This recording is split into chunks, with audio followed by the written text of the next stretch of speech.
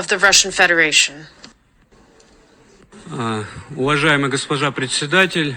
Thank you, Madam Chair. In the context of looking into UN subsidiary bodies, I would like to touch on the impact of militarization on Indigenous peoples. Thus, there is a growing problem of leveraging the issue of the rights of Indigenous peoples to discredit individual states and even Indigenous communities who did not recognize the stereotypes being propagated against their countries. One example is the narratives that are being promoted regarding Russia's negative impact on the rights of Crimean Tatars. For several centuries, the Crimean Tatars have lived as part of the Russian and Soviet states, and for 23 years as part of Ukraine. Meanwhile, Ukraine's law on Indigenous peoples was adopted only after these peoples unanimously voted in a national referendum to continue their development outside of that state. This law is not equipped with regulatory and financial mechanisms for its implementation.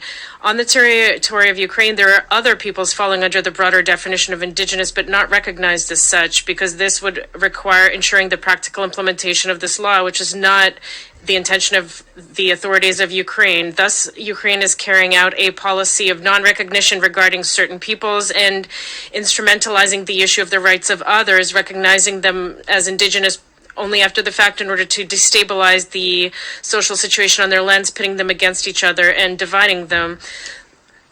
And that is why the National Cultural Autonomous Body of the Crimean Tatars publicly demanded that the Ukrainian authorities put an end to this clowning around and this farce and leave the Crimean Tatar people alone. They state that the people of Crimea are provided with the necessary rights and feel more than comfortable.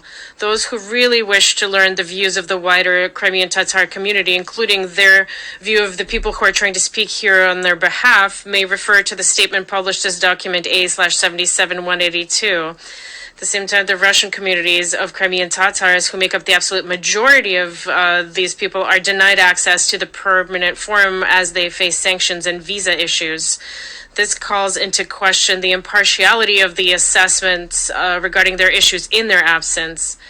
There is an growing impacts of militarization on indigenous peoples in the context of the ongoing expansion of NATO. Thus, the course taken by Scandinavian states to join NATO with threatening rhetoric about the usefulness of their territories for NATO's military potential against Russia may require reciprocal steps.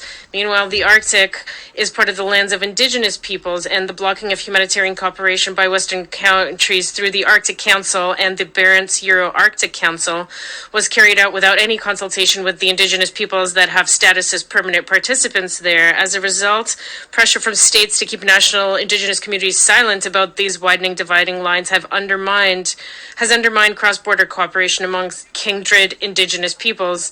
This politicization is dangerous and immoral.